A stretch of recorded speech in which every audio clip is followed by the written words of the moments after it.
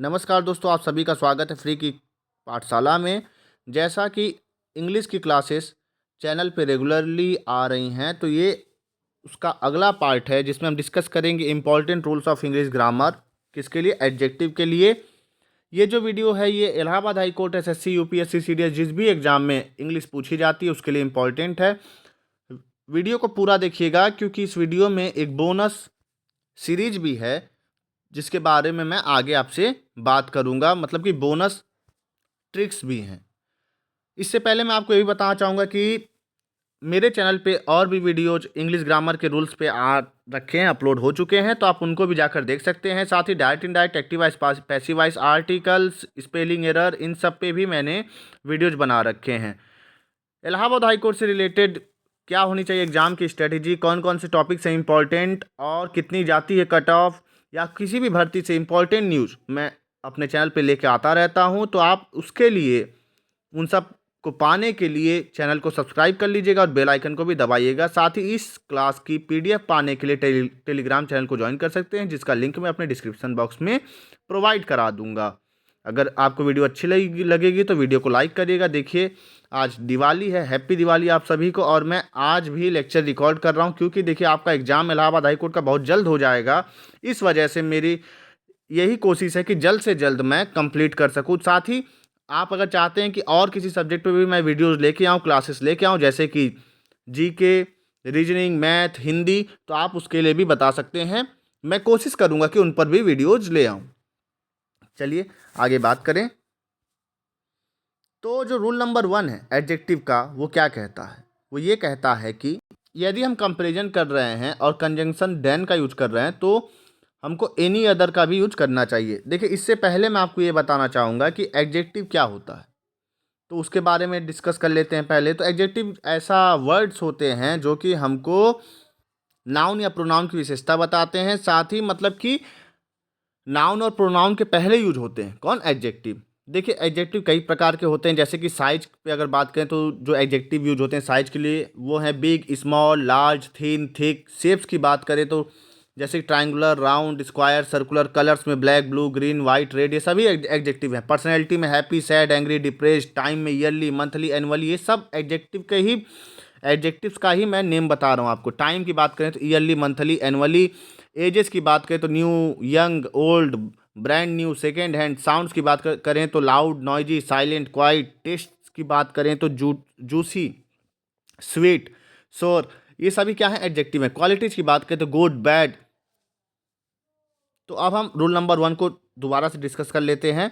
तो rule number 1 ये कहता है कि यदि हम किसी सेंटेंस में कंपैरिजन कर रहे हैं और कंजंक्शन देन का यूज कर रहे हैं तो उसके बाद एनी अदर शब्द का यूज करना चाहिए जब भी हम किसी दो चीज़ों को या दो पर्सन को कंपेयर कर रहे हैं किसी दूसरे पर्सन। जैसे कि Mumbai is greater than any city in India, ये गलत है। ठीक है, क्यों गलत है? क्योंकि एनी सिटी ना होके एनी अदर का यूज करना, हमको अदर को भी इंक्लूड करना है और ये सही हो जाएगा। ठीक है, बस इतना ही रूल नंबर 1 कहता है। रूल नंबर 2 क्या कहता है? रूल नंबर 2 ये है कि यदि कोई शब्द जो कि या जो एडजेक्टिव जो कि मोनोसिलेबल मतलब एक ही शब्दांश के हैं। अब शब्दांश क्या होते हैं, इसके लिए जो स्पेलिंग वाली मेरी क्लास है आप उसको जाकर देख सकते हैं। तो यदि एक ही शब्दांश के हैं मोनोसिलेबल के, जैसे कि हॉट, इजी, बिग, स्मॉल, तो उनके साथ मोर या मोस्ट का यूज नहीं करेंगे जब हम उसके कंपैरेटिव या सुपरलेटिव डिग्री को बनाते हैं। जैसे this question is more easier than that. ठीक है, तो ये क्या? ये गलत है। गलत क्यों है? मोर भी आ गया, इजियर भी आ गया, मोर का तो यूज करना ही नहीं है, ये पहले ही कंपैरेटिव बन गया ना। इजी का इजियर हो गया, कंपैरेटिव सुपरलेटिव हो जाता है इजीएस्ट। तो मोर को हटा देंगे और इजियर ही खाली रखेंगे और ये क्वेश्चन हमारा, मतलब ये सेंटेंस हमारा सही हो जाएगा। इसी प्रकार he is more taller than Kumar, ये गलत है। क्यों? क्योंकि मोर आ गया और टॉलर भी है, ये भी कंपेरेटिव, ये भी कंपेरेटिव। आप देखिए सेंटेंस करेक्शन में, स्पॉटिंग एरर में आपको खाली इतना ध्यान देना है कि यदि कोई चीज़ सुपरफिशियल टाइप की लगती है जो कि आपको लगता है कि ज़बरदस्ती सेंटेंस में घुसाया जा रहा है, यदि पढ़ते समय मैक्सिमम टाइम ये ट्रिक काम करती है कि आपको लगे कि ज़बरदस्ती डाला गया है इस वर्ड को, तो वो सेंटेंस ज़्यादातर गलत होते हैं। ठीक है, तो मोर को हटा देंगे और डॉलर को रखेंगे और हमारा सेंटेंस क्या हो जाएगा? सही हो जाएगा। रूल नंबर 3 देखें क्या कहता है। रूल नंबर 3 कहता है कि जो एल्डर और एल्डेस्ट का यूज है हम अपने फैमिली मेंबर के लिए करते हैं। किसके लिए करते हैं? फैमिली मेंबर के लिए, सेम फैमिली के जो रहते हैं। और ओल्डर और ओल्डेस्ट का हम यूज करते हैं किसी पर्सन या किसी थिंग के एज को कंपेयर करने के लिए। तो एज का जब हम कंपेयर करेंगे अपने फैमिली मेंबर से अलग या फिर किसी दूसरे पर्टिकुलर चीज़ों का अगर एज का कंपेयर करेंगे तो ओल्डर का यूज करेंगे, लेकिन अगर फैमिली मेंबर में ही एज का कंपेरिजन करेंगे तो एल्डर एल्डेस्ट का यूज किया जाएगा। जैसे he is elder to me, तो यहाँ पे देखिए ये ही और मी एक ही परिवार के बिलोंग करते, इसलिए हमने एल्डर का यूज किया। जो Biden was the oldest person elected to the presidency in US history, तो ओल्डेस्ट का यूज हमने क्यों किया? क्योंकि ये किसी पर्टिकुलर फैमिली की बात नहीं हो रही, पूरे यूएस में जो सबसे बूढ़े जो व्यक्ति हैं जो प्रेसिडेंट इलेक्ट किए गए उनकी बात की जा रही है। This is the eldest tree in the garden, ये गलत है। क्यों गलत है? क्योंकि अभी मैंने बात की एक पर्सन या थिंग का जब हम एज का कंपेयर करेंगे तो ओल्डर ओल्डेस्ट का यूज किया करेंगे, तो एल्डेस्ट की जगह क्या यूज करेंगे? हम ओल्डेस्ट का यूज करेंगे और हमारा सेंटेंस क्या हो जाएगा? सही हो जाएगा। आगे बात करते हैं। रूल नंबर 4 ये कहता है कि जब भी हम किसी ऑब्जेक्ट को कंपेयर करते हैं तो कंपैरिजन एक ही चीज़ों में होनी चाहिए, ठीक है? ऐसा नहीं कि दो अलग अलग चीज़ें हैं और उसमें कंपेयर कर रहे हैं। जैसे कि the population of Hyderabad is greater than Nagpur, तो हैदराबाद का पॉपुलेशन नागपुर से ज़्यादा है। नागपुर से ज़्यादा क्या? हैदराबाद का पॉपुलेशन है, लेकिन नागपुर का क्या चीज़ से ज़्यादा है हैदराबाद का? ये तो आया नहीं। तो जो पॉपुलेशन जो वर्ड है ये नागपुर के पहले भी आएगा। The population of Hyderabad is greater than that of Nagpur, या फिर आप और क्या कह सकते हैं? The population of Hyderabad is greater than the population of the Nagpur. ये दोनों ही क्या है? सही है। ठीक है दोस्तों, आगे बात करें रूल नंबर 5 की, तो जो 1 2 3 इसको क्या बोलते हैं? कार्डिनल नंबर बोलते हैं। और ये जो फर्स्ट सेकंड थर्ड हैं इसको क्या बोलते हैं? ऑर्डिनल नंबर बोलते हैं। तो हमेशा ही याद रखिएगा कि जब भी हम सेंटेंस बनाएंगे तो ऑर्डिनल नंबर पहले लिखे जाएंगे, उसके बाद कार्डिनल नंबर आएंगे। इसका ट्रिक है ओसी, यानी कि कहने का मतलब ये है कि फर्स्ट सेकंड थर्ड को अगर हम सेंटेंस बना रहे हैं तो इसको पहले लिखेंगे और 1 2 3 को बाद में लिखेंगे।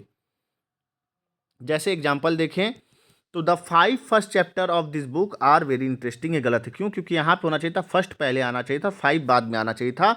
होना चाहिए था the first 5 chapters of this book are very interesting, ये सही है। ठीक है, तो रूल नंबर 5 बस इतना ही कहता है, यही आपको ध्यान रखना है। रूल नंबर 6 की अगर बात करें, कुछ ऐसे शब्द हैं कि जब भी हम कंपैरिजन करेंगे तो कंपेयर करते समय हम देन का यूज ना करते हुए टू का यूज करेंगे। और वो कौन कौन से शब्द हैं? और मोर और मोस्ट का, मोर और मोस्ट, ये मस्ट नहीं है, ये क्या होगा? ये मोस्ट, MOST, मोस्ट, ठीक है, का भी यूज नहीं करेंगे। कौन कौन से शब्दों का है बारे में बता रहा हूँ मैं, तो उसको देख लेते हैं। जैसे कि interior, superior, junior, senior, anterior, posterior, इन शब्दों के साथ मोर मोस्ट का यूज़ नहीं करेंगे कंपेयर करते समय, और देन का भी यूज़ नहीं करेंगे, टू का यूज़ करेंगे। जैसे कि they are senior than me, ये गलत हो गया। क्यों गलत हो गया? देन का यूज किया मैंने, इसका होना चाहिए था they are senior to me, ये सही है। She is more senior to me, ये गलत हो गया। क्यों? क्योंकि आप मोर का तो यूज करना ही नहीं है। देखिए, अगर आप किसी सीनियर हैं तो ज़्यादा सीनियर कम सीनियर, सीनियर क्या होता है? सीनियर तो सीनियर हो गए आप उससे। तो ये देखिए, ये जो मोर है सुपरफिशियल टाइप का लग रहा है कि ज़बरदस्ती घुसाया गया है। तो she is senior to me, ये सही हो जाएगा। आगे बात करें, देखिए कंपैरेटिवली, रिलेटिवली के साथ हमको पॉजिटिव डिग्री का एक एडजेक्टिव यूज करना चाहिए। जैसे कि the weather is comparatively hotter, hotter क्या हो गया? तो कंपैरेटिव डिग्री का हो गया, तो ये गलत हो गया। हमको क्या करना है? पॉजिटिव डिग्री का। पॉजिटिव डिग्री क्या होता है? हॉट, ठीक है। हॉट का ही कंपैरेटिव हॉटर होता है और इसका सुपरलेटिव हॉटेस्ट होता है।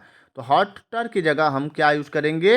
हॉट का यूज करेंगे। देखिए यहाँ पे the weather is comparatively hot today, क्योंकि हमने कंपैरेटिवली जब लगा दिया आगे तो कंपेयर तो हमने पहले ही कर दिया, तो ज़बरदस्ती फिर क्यों कंपैरेटिव डिग्री का यूज करेंगे? तो वही बात ये कह रहा है कि अगर हम कंपैरेटिवली या रिलेटिवली का यूज करते हैं सेंटेंस में इन शब्दों का, तो हमको पॉजिटिव डिग्री के ही एडजेक्टिव का यूज करना चाहिए। आगे बात करें, रूल नंबर 8 क्या कहता है? वो ये कहता है कि आफ्टर प्रीफर या प्रिफरेबल, देन की जगह क्या यूज करना चाहिए? टू का यूज करना। जैसे सी प्रीफर्स मिल्क देन कॉफ़ी, ये गलत है। देन की जगह क्या? क्योंकि प्रीफर या प्रिफरेबल जहाँ पे भी आ जाएगा तो वहाँ पे देन का यूज ना करके टू का यूज करना। She prefers milk to coffee, देखिए ये सही हो गया। Winter is preferable than summer, ये गलत। क्यों? क्योंकि यहाँ पे देन आ गया, देन गलत, देन का यूज करना नहीं है जो हमारा रूल नंबर 8 कहता है। तो कैसे लिखना है? Winter is preferable to summer, ठीक है, ये सही है। चलिए आगे बात करें। देखिए मोर और मोस्ट का यूज हम नहीं करेंगे, इसके साथ excellent, unique, perfect, major, complete, golden etcetera. अब देख कोई एक्सीलेंट है तो एक्सीलेंट क्या कोई ज़्यादा एक्सीलेंट कम एक्सीलेंट थोड़ी ना होगा। एक्सीलेंट का मतलब पहले ही मतलब बिल्कुल चरम सीमा पे एक्सीलेंट है। यूनिक ऐसा तो है नहीं कोई ज़्यादा यूनिक होगा, ज़्यादा खास हो, कोई कम खास होगा, ठीक है। तो यही चीज़ है। कोई परफेक्ट अगर है तो ये भी नहीं कहेंगे। परफेक्ट का मतलब ही होता है सबसे अच्छा, बिल्कुल परफेक्ट है वो व्यक्ति। तो उसमें मोर मोस्ट क्यों डालेंगे आप, ठीक है। यानी कि पहले ही जो है सुपरलेटिव वर्ड्स हैं तो इनके साथ हमको मोर और मोस्ट का यूज नहीं करना। जैसे इट इज़ मोर एक्सीलेंट, ये गलत है। मोर क्या लग रहा है, मोर देखिए वैसे भी लग रहा है सुपरफिशियल, जबरदस्ती घुसाया जा रहा है सेंटेंस में।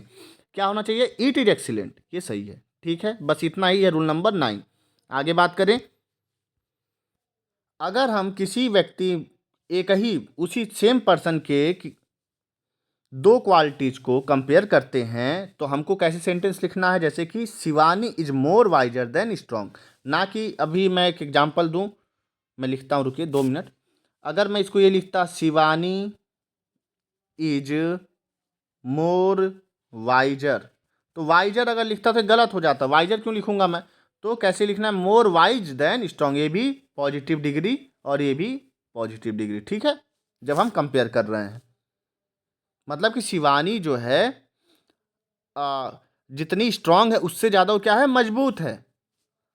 सेंटेंस हमारा ये कहना चाह रहा है। रूल नंबर 11 की बात करें तो रूल नंबर 11 ये कहता है कि जब हम किसी सेंटेंस में दो एडजेक्टिव का यूज करते हैं, वो भी अलग अलग डिग्री की, मतलब कि एक पॉजिटिव डिग्री का हो, एक कंपैरेटिव डिग्री का हो, या फिर एक कंपैरेटिव डिग्री का हो और एक सुपरलेटिव डिग्री का है, तो जो दोनों ही जो सेंटेंस है हमको इस तरीके से लिखना चाहिए कि जो पहला जो सेंटेंस है, दोनों ही सेंटेंस मतलब अपने अपने आप को कंप्लीट कर लें, ठीक है।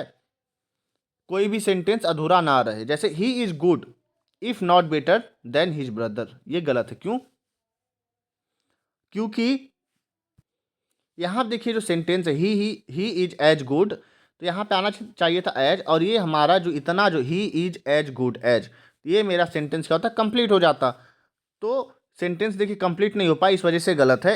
जो सही तरीका इसका ये है कि he is as good as if not better than better his brother, ठीक है। तो ये क्या है, ये सही हो जाएगा और ये गलत। यही कहना चाह रहा हूँ कि यदि कोई सेंटेंस में दो अलग अलग डिग्री को कंपेयर यूज किया गया है तो जो दोनों ही सेंटेंस है वो अपने आप में कंप्लीट होने चाहिए। आगे बात करें रूल नंबर 12, तो दोस्तों यहाँ पे है नहीं, लेकिन जो मैंने बोला था कि एक बोनस ट्रिक भी मैं आपको बताऊंगा। तो ये जो ट्रिक है ये आर्टिकल से रिलेटेड है। देखिए आर्टिकल्स पे पहले ही मेरे चैनल पे लेक्चर्स अवेलेबल हैं, तो आप उसको जाके देख सकते हैं। साथ ही आप इसको भी देख लीजिए क्योंकि इसमें कुछ और भी नियम मैंने बता रखे हैं। तो जो रूल नंबर 1 है वो क्या कहता है, वो ये कहता है कि जब भी किसी होल नंबर के बाद हाफ वर्ड का यूज हो तो हाफ के पहले क्या आना चाहिए, ए आना चाहिए। जैसे I stayed in Madras for 1.5 years, तो ये गलत है। यहाँ पे होना चाहिए था 1.5 ईयर, जैसे यहाँ पे ये सही है। इसी प्रकार से ही स्पेंट 1.5 रुपीज, ये गलत है। यहाँ पे हाफ के पहले क्या आना चाहिए था, ए आर्टिकल का यूज करना चाहिए था हमें। रूल नंबर 2 की बात करें तो देखिए रूल नंबर 2 ये कहता है कि जो डेफिनिट आर्टिकल है द, उसका यूज करेंगे कब, जब भी हम किसी कंपैरेटिव एडजेक्टिव का यूज करते हैं और इस वाले फ्रेज का यूज करते हैं। कौन सा, of the to. Of the to phrase का अगर हम यूज करते हैं तो जो कंपैरेटिव एडजेक्टिव है उससे पहले हम किसका यूज करेंगे, द आर्टिकल का यूज करेंगे। और द क्या है, द हमारा इनडिफिनिट सॉरी डेफिनिट आर्टिकल है। तो she is better of the two sisters, ये गलत है। क्यों गलत, ये जो द है ये द यहाँ ना होके यहाँ आना चाहिए था, आना सेंटेंस सही होता, she is the better of the two sisters, ठीक है। तो यही बात कर, देखिए ऑफ द टू आ रहा है ना, ऑफ द टू जब आ रहा है तो जब भी ये जो एडजेक्टिव जो जो कंपैरेटिव एडजेक्टिव है इसके पहले हमको किसका यूज करना है, द का यूज करना है। यही ये रूल नंबर 2 कहता है, this is the best of the to books. ये गलत क्यों है, ये गलत इसलिए क्योंकि देखिए क्या, ये सुपरलेटिव डिग्री, जब हम कंपेयर कर रहे हैं तो सुपरलेटिव डिग्री का यूज कैसे कर सकते हैं हम, हमको यहाँ पे यूज करना है बेटर का। देखिए गुड होता है पॉजिटिव, बेटर होता है कंपेरेटिव और बेस्ट होता है हमारा सुपरलेटिव। तो बेटर का यूज करेंगे, जो कंपेयर कर रहे हैं तो कंपेरिजन वाले एडजेक्टिव का ही यूज किया जाएगा। तो बेस्ट की जगह क्या आ जाएगा, यहाँ पे बेटर आ जाएगा। चलिए रूल नंबर 3 की बात करें। देखिए कुछ ऐसे वर्ड हैं जिसके साथ हमको आर्टिकल का यूज नहीं करना है, जैसे कि ब्रेकफास्ट, लंच, डिनर, इन सब के साथ, लेकिन किसी पर्टिकुलर केसेस में कर सकते हैं, लेकिन नॉर्मली ब्रेकफास्ट लंच डिनर के साथ हमको किसी आर्टिकल का यूज नहीं करना। जैसे कि I have the breakfast at 8 o'clock in the morning, ये क्या है, ये हमारा गलत। क्यों? क्योंकि यहाँ पे देखिए ब्रेकफास्ट के पहले द आर्टिकल का यूज हुआ है, ये गलत है। I have breakfast at 8 o'clock in the morning, ये सही है। रूल नंबर 4 की बात करें तो रूल नंबर 4 ये कहता है कि यदि किसी सेंटेंस में द आ गया पहले, उसके बाद एक पॉजिटिव एडजेक्टिव अगर आ गया और साथ में एक प्लूरल वर्ब का हमने अगर यूज कर दिया, तो ये पूरे के पूरे क्लास को डिनोट करता है, पूरे के पूरे समूह को डिनोट करता है। जैसे कि the rich is responsible for the lawlessness in the country, तो ये गलत है। क्यों? क्योंकि प्लूरल वर्ब का यूज करें, क्योंकि किसी एडजेक्टिव के पहले, किसी भी पॉजिटिव एडजेक्टिव के पहले अगर द का यूज हो गया, तो ये पूरे जितने भी रिच लोग हैं उनकी बात की जा रही है यहाँ पे, ठीक है, पूरे समूह की। तो द रिच आर, इज की जगह क्या यूज होगा, आर, और ये सही हो जाएगा, ठीक है। Are responsible for the lawlessness in the country. चलिए आगे बात करें। रूल नंबर 5 ये कहता है कि जो डाई ट्रांजिटिव वर्ब है, जैसे कि इलेक्ट, मेक, अपॉइंट, अपॉइंट, तो इन सब के साथ कभी भी आर्टिकल का यूज नहीं करना है। जब, लेकिन कब यूज करना है, जब मोनो ट्रांजिटिव वर्ड होगा तब हम आर्टिकल का यूज कर सकते हैं। बाकी वैसे नॉर्मली हम इनके साथ किसी आर्टिकल का यूज नहीं करेंगे। जैसे थोड़ा सा जूम कर देता हूँ मैं, शायद आपको दिख नहीं रहा होगा। तो we appointed him a chairman, तो यहाँ पे आर्टिकल का जो यूज हुआ है, देखिए अपॉइंट आ गया, तो अपॉइंट के साथ हमको आर्टिकल का यूज करना ही नहीं है। यही बात तो हमने भी पढ़ा है अभी कि डाई ट्रांजिटिव वर्ड के साथ, जैसे कि इलेक्ट, मेक, अपॉइंट के साथ आर्टिकल का यूज नहीं करना है। तो वी अपॉइंटेड हिम चेयरमैन, ये सही है। वी मेड हिम लीडर, ये क्या है, ये सही है, ठीक है। अगर यही him, we made him a leader अगर लिखे होते तो क्या हो जाता है, गलत हो जाता। आगे बात करें तो वही बात यहाँ पे देखिए लिखा हुआ है, तो ये क्या है, गलत है और ये सही है। एक्सेप्शन जो मैंने बताया मोनो ट्रांजिटिव वर्ड का, तो the government has appointed a committee, तो यहाँ पे देखिए mono transitive mono transitive verb का यूज किया गया है, और इस वजह से ये जो सेंटेंस है ये सही है। क्यों? क्योंकि देखिए यहाँ पे गवर्नमेंट ने अपॉइंट किया है किसको, कमिटी को।